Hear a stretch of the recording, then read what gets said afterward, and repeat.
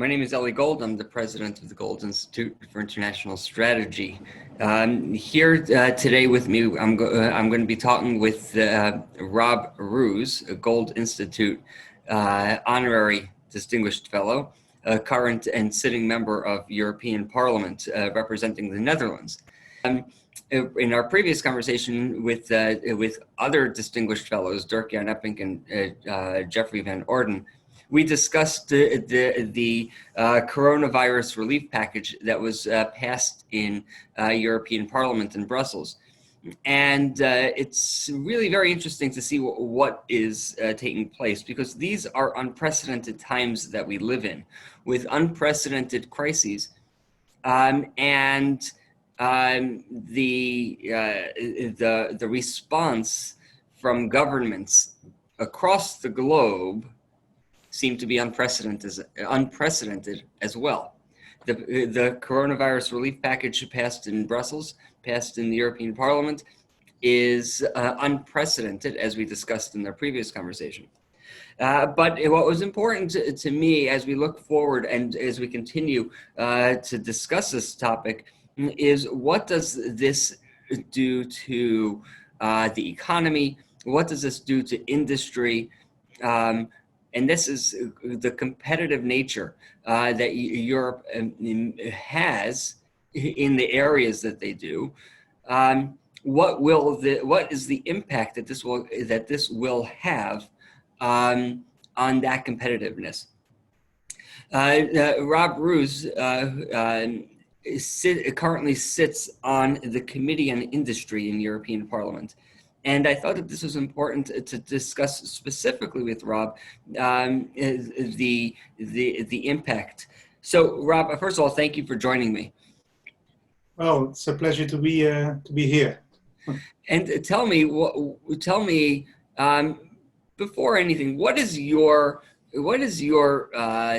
perspective on this relief package? What is your opinion of this, of what Parliament seems to be doing? Well, first of all, it's an amazing amount of money, and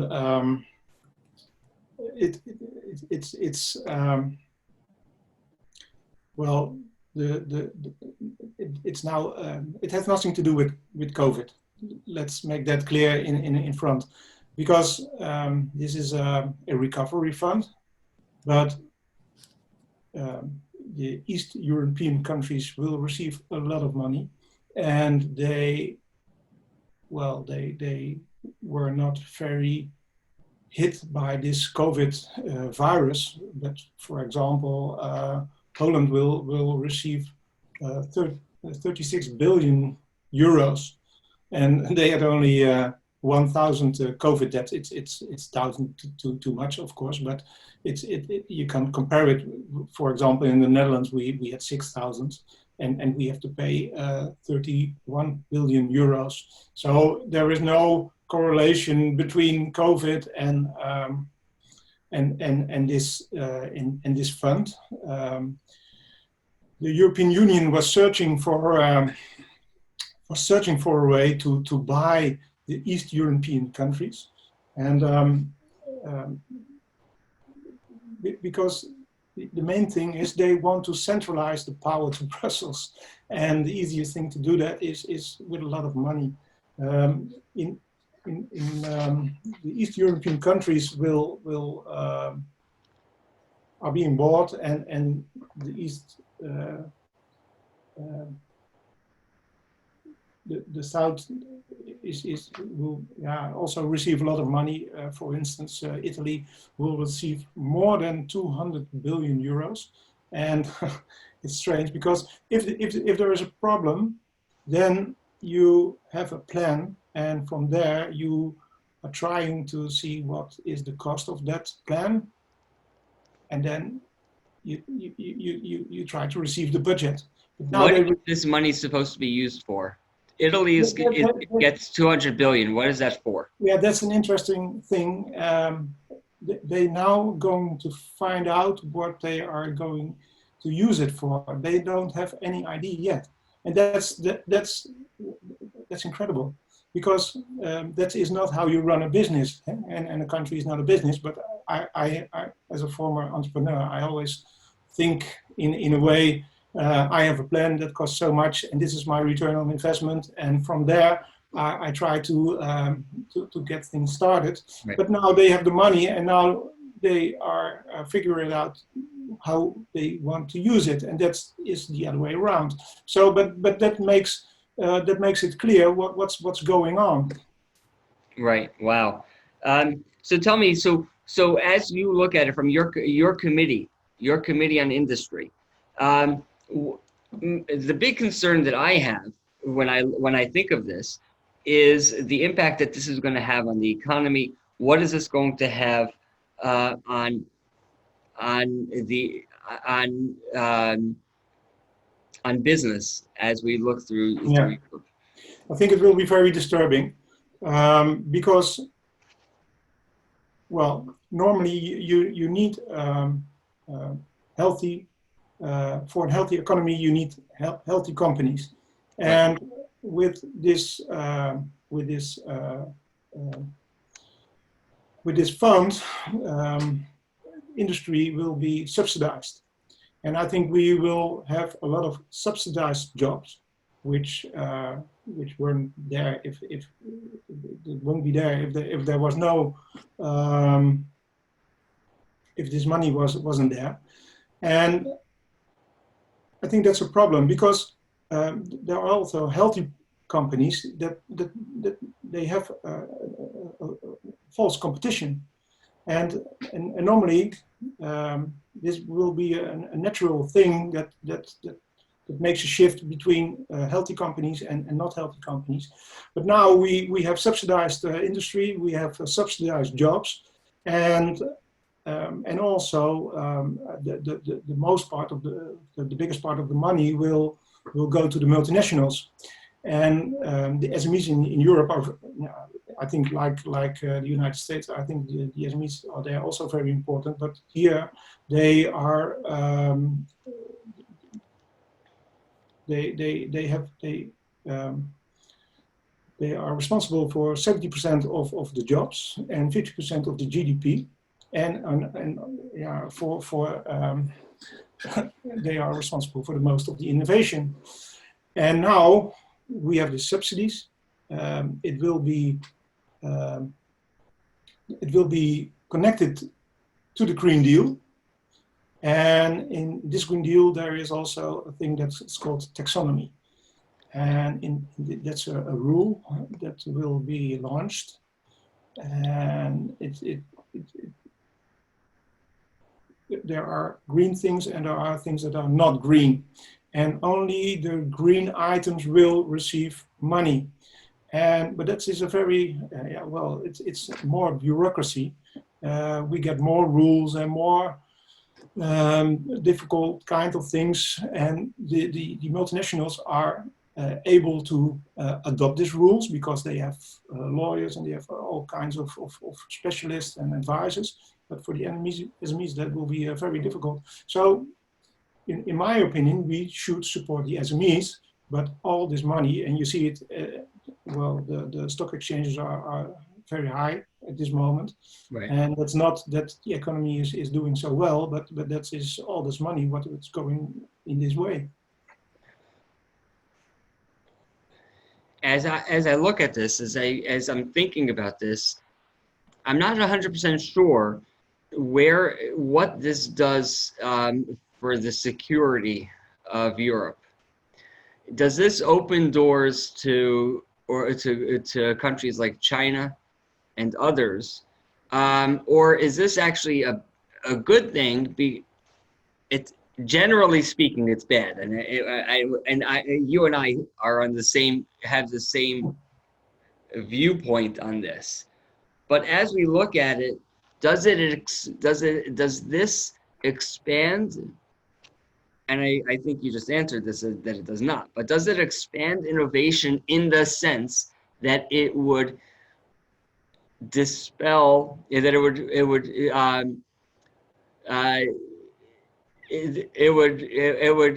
actually reduce the reason reduce the need for China, or would this just open the door for countries like China to come into the Well, there is European is alert about the situation because the companies are in trouble, and China is looking for taking over these businesses. That's what China is doing. Derek Jan also said about this infrastructures in Europe. This is right. China is quiet, and they're buying the harbor in Greece, and they buying the harbor in Italy, and they are in the infrastructure, and that is what they're doing. They, of course, they are smart, but the European Union is alert on that, and they want to prevent that all these companies will be taken over by China. Also, is the European Union aware now of the situation well, it was globalism all over the place before COVID, but then we were not able to produce our own mask and produce our own ventilation equipment and etc. And also our medicine. we have big problems because of expanding this cheap labor in other countries. We replaced all our industries to India, China, and also it was cheaper to buy it than to produce it. And now they are aware that we are very vulnerable by doing so. This is the one side. That's the one side of that. They are aware, the European Union. The other side is that that there is no there is no sense of creating innovative companies. If you start subsidizing, for example, the Green Deal, we have to produce all kinds of things that is in line with the Green Deal. But wind turbines and solar panels, that's not very much innovation. That's and even we have biomass, which is really is only wood what is burned to produce energy, and that's not an innovation. And there's a lot of money going to that kind of things. So we should support the SMEs, and that was I had a few SMEs myself. I founded it, and I try to focus on that with the Commission, but they mixed it up with Green Deal, with gender balance, and I see all these bureaucrats producing more rules, and that is not going to help us, and that's the other side. So I'm very worried about the industry. If you look at the Trump administration, it's very focused on business, producing money. If you make money, you can invest. You can also invest in environment. You can invest in education. You can invest in healthcare. You can invest in everything. But we are. I'm afraid we're not going to make money. Not enough because of all the subsidized jobs. Right. Talk about the Netherlands in particular. How is this going to impact the Netherlands? And I would imagine the Netherlands and maybe 3 or 4 other countries are going to be impacted the greatest, negatively impacted the greatest. How do you see this? And what does that mean for the Netherlands as you see it? Well, what we see over here, it is Unilever. It's a very big company, is now moving to the United Kingdom, and also Shell, Royal Dutch, is well, they're making plans to leave our country and to go also to the United Kingdom, outside the European Union. Right. And but if you look at the economy as a whole, that was all already in in a declining situation before COVID. For example, Germany was the figures were going down, the industry figures, and well, start with if you want to have a good production, you need payable energy, and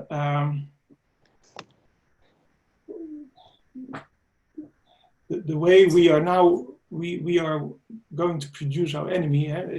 Germany has shut down all, most of all his nuclear power plants, depending on wind turbines. Sometimes they have too much wind.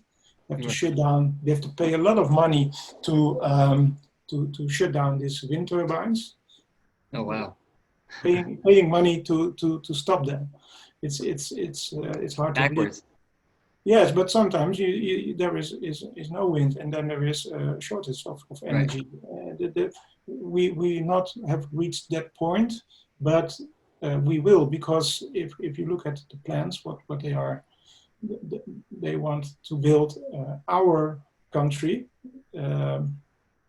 I'm busy now with a study, and if we want to replace our current energy production with all this Green Deal stuff, then there is the Netherlands will become an industry park of wind turbines. There is not enough space to produce it.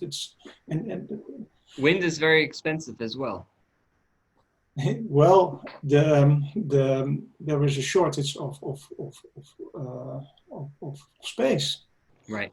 And that's a lot of it's a lot of loss of nature, but also a loss of capital, because you can also do other things over there.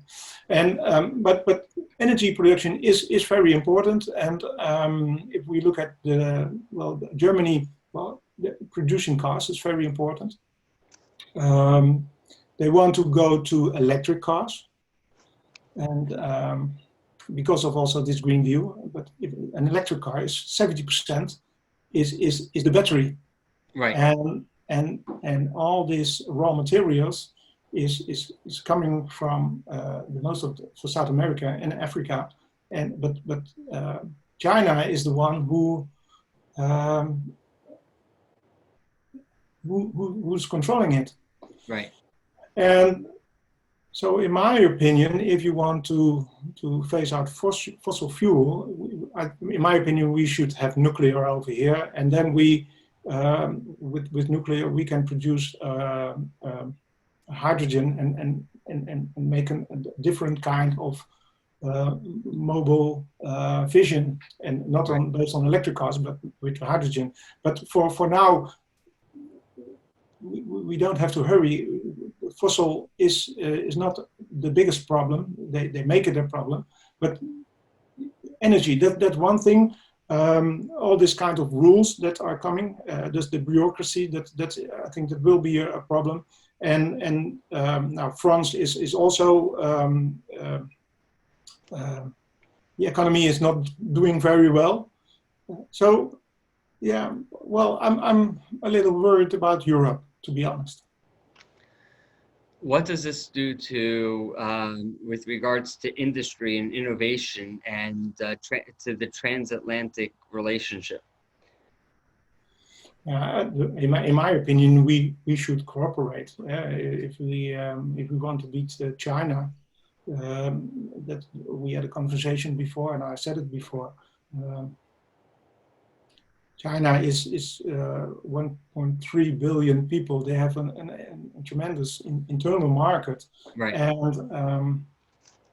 And if we want to compete, I think Europe and the United States should work together. And but we are on a different level. Mr. Trump is not. You didn't agree with the Paris Agreement, right? And Europe is 100% Paris Agreement, and even they are more ambitious than the Paris Agreement, because the Paris Agreement said we want 49% carbon reduction of CO2 in 2030, and now European Union wants to go to 55%. So they want to be more ambitious, and it's for me it's insane, because we don't we don't solve a problem. Europe is 9% of the total energy amount in the world, and if CO2 is a problem, I'm not convinced, but if CO2 is a problem, this the warming, the reduce of warming is so tiny that we even can measure it. So what are we doing? But what will happen is that if the United States want to export to Europe, there will be a carbon tax. A carbon tax on the border. Right. And well, I think we are. It can end up in a new trade war. So this would happen across the globe. This isn't just the United States. I mean, this would negatively impact Europe with pretty much anybody that you trade with. If there's going to be a carbon tax, whether it's, quite frankly, whether it's China, whether it's the United States or Japan, you're still going to be hit that same way, unless of course that country happens to be part of the Paris Climate Agreement, and even then, this goes above and beyond that, which would be disastrous for the European Union. Do you feel that this may or may not encourage other countries to leave the Union in the same way that the UK did? There was talk, and we understand that now it's not going to happen, but there was talk about France leaving the Union, although that could just be from our side of it when Le Pen was running, and obviously that didn't happen. We all understand that. Maybe the Netherlands is saying, listen here, we have to give 36 billion euro. We can't afford it. We're not interested. Let's go. What's your take on it? Well, there were. I haven't heard about France, and but that was a while ago. I'm not talking about now. Okay. I didn't know. But with Italy, there is a sentiment in Italy of also leaving the European Union, and Italy's talking about leaving the Union. Yeah, but maybe now they receive 200 billion euros, right. and they're more satisfied. But there wasn't, because they are bored, and they're also being bright, and it's right. all. But after this recovery fund has to be. All the 27 member states have to agree with this. All the parliaments have to agree. Right. And for example, in the Netherlands, we have our parliament and we have our Senate. So that are two parliaments who has to agree with it. And that is also in the other member states. So we have to see if everyone will agree. But if it will, if this recovery package is settled, if we come to that point, then it will be very difficult for us to leave, because then we are a prisoner of the system. United Kingdom was exactly on time. Maybe if they were still in the European Union, we had a very good partner we had a different agreement on this. But well, that's something that we should recognize, because we are a prisoner of the system. We are a prisoner of the debt. And if we step out, then we're still in this debt union. That's one thing. The other thing is there is still a sentiment in the Netherlands for about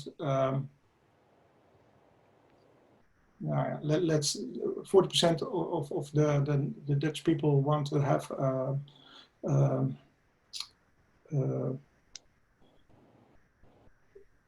they want a referendum about it. Right. But I think the Dutch the Dutch are very they're watching what the UK is doing. If that's going well, then they are confident to think about it. And I think at this point it's too early. You lost two major companies to the UK, so they must be doing something right. The politicians here in the Netherlands say, oh, it's a disaster for the UK because their economy will collapse. And now you see what is going to happen. Right. Because you are on your own, you can make good agreements. And if you are in this Brussels bureaucracy, they make the agreements for us. Right. And they don't think about us because it's a French, German party, and they make the good agreements for themselves. And, right. And we depend on it. Okay, we have a lot of export to Germany, so there is some advantage for us. But for these big companies leaving our country, you can make tax rules and all kinds of things, and that's very difficult now. Of the 27 member states that have to vote on this, how many of them have a net gain and how many have a net loss? Netherlands has a net loss.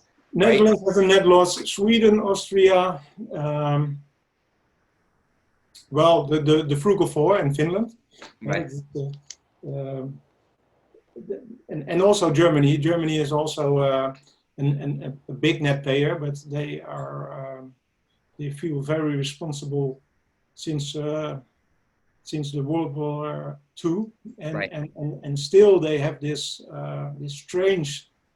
I don't understand it because we the third generation after this World War, and I don't understand why they feel still responsible, and France is in the lead in this. They're making advantage of that. Right. But also Germany is a very big net payer, and the rest is net receiver. So Italy is also a tiny net payer, but because of this free money they're going to be a net receiver. Correct. Yes, there will also be a net receiver. And Belgium is Belgium is also a tiny net payer, but because of all these institutions, they have also advantage of keeping this this bureaucracy together. Yes. Is there any reason to believe that there won't be passage of this with all 27 with the fact that you have 20 or so net receivers, right?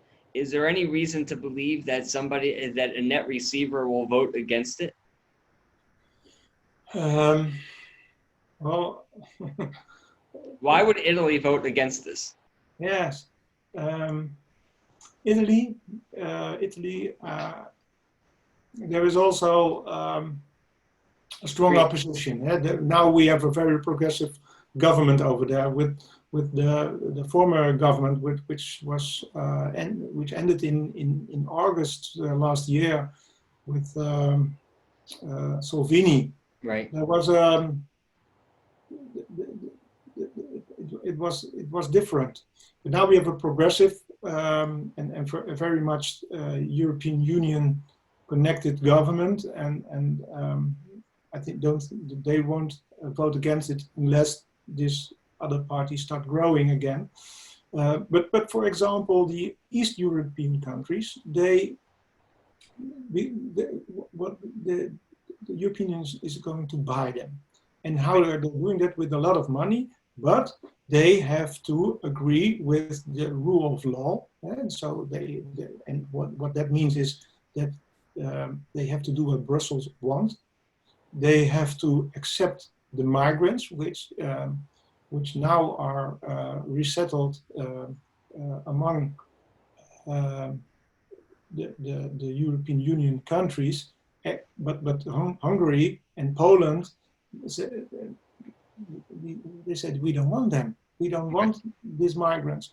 But if they want the money, that's one of the conditions. You have to accept these migrants. So that's why. That's how the system works, and that's why Brussels needs the power, the money to create the power. Right. Okay. Well, I mean, this has been very interesting. I mean, this has been a very interesting conversation. Just getting an understanding of what's happening with industry and what will happen to industry. I mean, on top of this, you have this relief package, which is not really a relief package, that it changes the dynamic of the European Union. It changes the whole dynamic of the way countries interact with each other.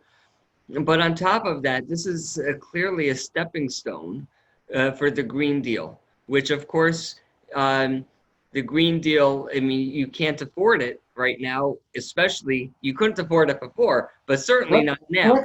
But this is clearly a stepping stone that moving forward, the union is now going to be able to borrow money. The union is going to be able to create debt, which it hasn't been able to before. The dynamic of the treaty is completely changing. Certain pieces of the treaty are being thrown out the window, creating new parts to it, which will only enable further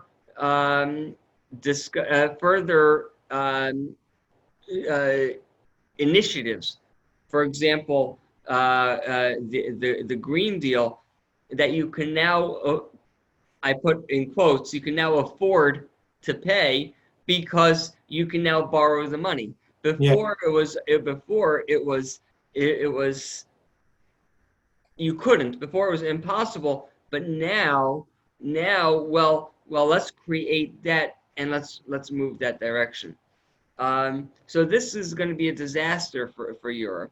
What you're going to see, as you just indicated to me, with regards to Unilever and Shell, is that you're going to see a greater movement away from European countries, from European nations. You're going to see industry move to more favorable countries. I mean, quite frankly, I'm curious to see what's going to happen with some of these countries and companies that maybe they'll move across the Atlantic. Maybe it'll be a net gain for the United States. We don't know. It depends on how our elections turn out. It's very important. If the left wins in November, we'll have to revisit this to see who has it worse. Does the United States have it worse, or does Europe? That's correct.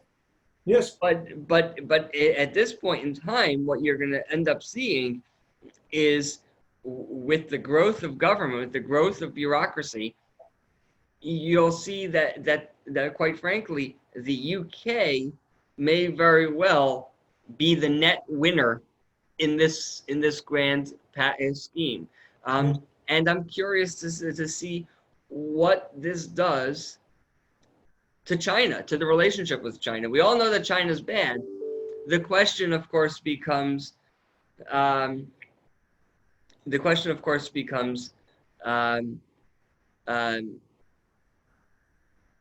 practically speaking, what does that look like?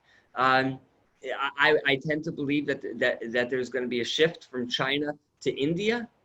I tend to believe that we'll find other countries that aren't necessarily as antagonistic as China is. But that remains to be seen. I think the devil is in the details, as we like to say.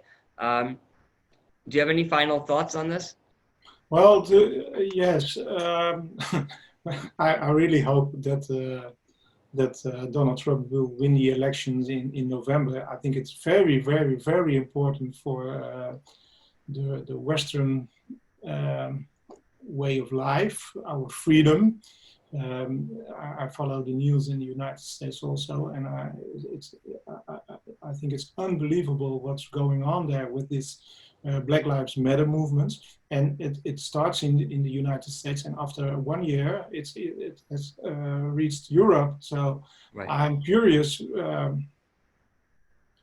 who will be the first capital in Europe who is also calling for defund the police. It starts in the United States, and then after a year we have it in Europe. So I hope, but I hope that Donald Trump will win the elections, and I really hope that with all my heart. But if I talk to people over here about that, they don't understand it. Because the information about the United States it's very well. It's pro Democratic Party, and you don't see the evil things that are going on right now. Right. You don't hear anything about this Russia Gate or about the Obama Gate. It's completely nothing. And if they tell something about it, then they say, well, it's a distraction because Mr. Trump has not doesn't have COVID in control, and this is just to distract the situation. So it's very difficult to explain what here in Europe, what is going on in the United States. But I really hope that the Trump administration will win. Very important for our civilization, in our Western civilization. And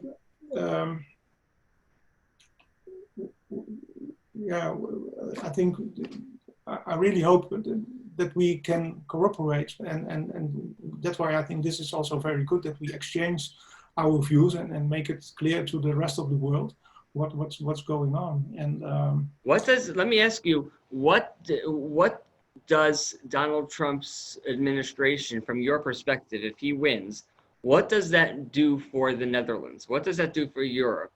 Let's talk about the Netherlands first. We say it's a good thing, and I know it's a good thing, and you know it's a good thing. But tell me, I've never been to the Netherlands, quite frankly. I'm waiting for my invitation. We're going to arrange it if COVID is over. Exactly. I asked you to Brussels. Yeah. Thank you. But what does Donald Trump being in the White House versus what we see as the Democratic Party being in the White House, what does that mean for the Netherlands? Well, I think the Netherlands and the United States had always a very good relation, but still, well, let's have the situation that the Democrats had won the elections. Right. Then we have a Green Deal in Europe, and we also will have a Green Deal situation in the United States.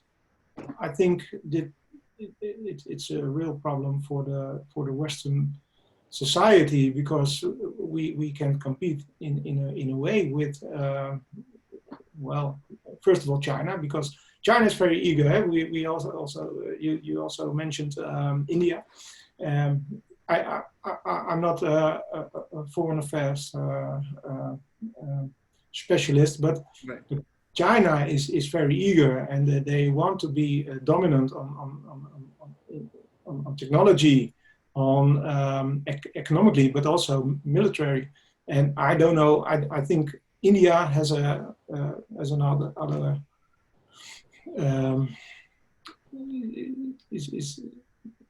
is not in it that way. Maybe economically they want to of course they want to grow economically, but if they want to be militarily and technology dominant, I don't, not in a way China does, because they have a very strict agenda.